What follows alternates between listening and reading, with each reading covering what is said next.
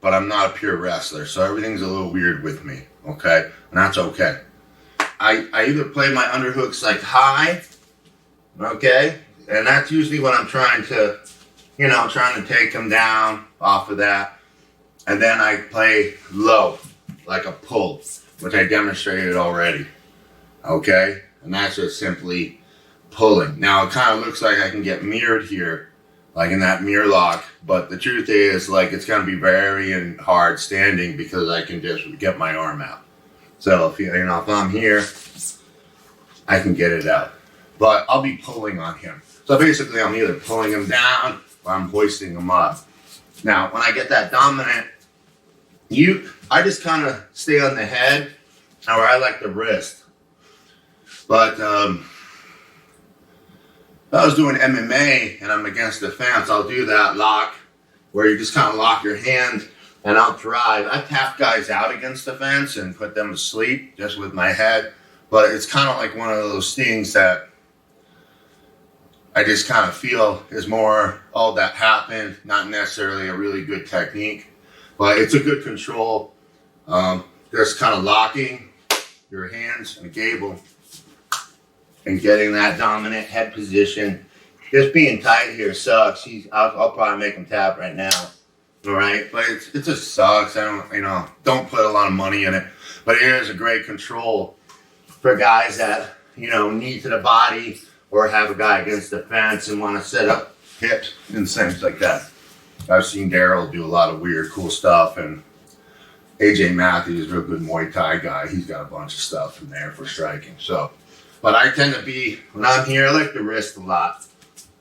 And you guys will see, and some other setups we're going to do, why I like that wrist so much. Because I can chain locks really well. And just good at snapping guys.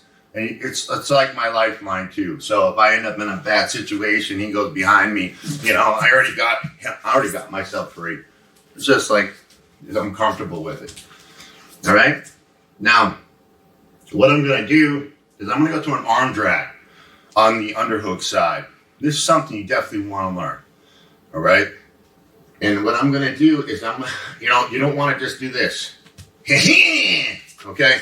You don't want that loose. The sound effects, you're welcome. They don't even pay me after for that. Okay? I always want to move him, and I don't have to make him touch the mat for this, but that's kind of my attitude is move him, circle, keep him off balance, because while he's worrying about his balance and his structure's messed up, it's a little easier to execute technique. Okay? Because if he's balanced, he's going to be just focusing on counters. All right? So without getting too long, I just wanted to cover some of that. So I'm here, get a nice little bend. And what I'm going to do is I'm going to start pulling him on my underhook, okay?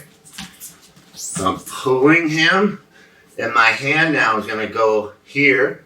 It's going to come through and on top. So as I'm sliding this, my hand goes on top, and I'm going to drag and continue to move them.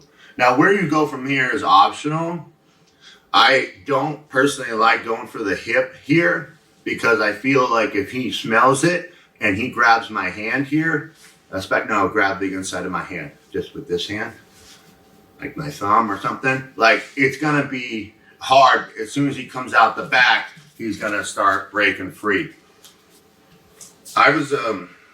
Everybody knows how much I love grabbing balls and assholes when I'm grappling, okay? So, I like going under like I'm running a double, okay? And I just had a lot of benefit from that. I've had a lot of coaches tell me to go deep there, and man, I've just noticed a huge difference. And then today I'm definitely I call it the St. Pierre. George has a beautiful combination. It's just a double leg. But it's, the guy is just a real special person. I got to work with George. And man, I couldn't believe how amazing a student he was. It makes sense, though. The guy is definitely a special character. Okay? All right, so I'm here. I'm going to move him. So from here, we're moving. I'm gonna start dragging. I go under. Okay, he's already touching the mat. So I'm coming in. Now, if he was tall, like if he was upright posture, I'd probably go across from my double lift and short choppy steps and run him down. All right, I'm gonna just kind of walk you down. Short choppy steps, run him down. And since I'm underneath him, okay, it's a great spot to come right up through and attack my arm triangle. Come across. Most of you guys have my instructional on the arm triangle. Be under the back when you first set it up. Get your head nice and low. Don't be up here. You're not trying to kiss them. Okay? I'm going kind of level with the ear. And right here, I could probably tap him. Okay? So now, double hands. And low. Okay? So if he's still a little tall, that's exactly what I like to do. And my footwork is going to be shuffle, short choppy steps, shuffle, stay in balance, and run them down. Okay? Sometimes guys spring up like that. And that's a great technique to do. If he's down touching the mat, I don't feel good reaching across his waistline if he's more bent.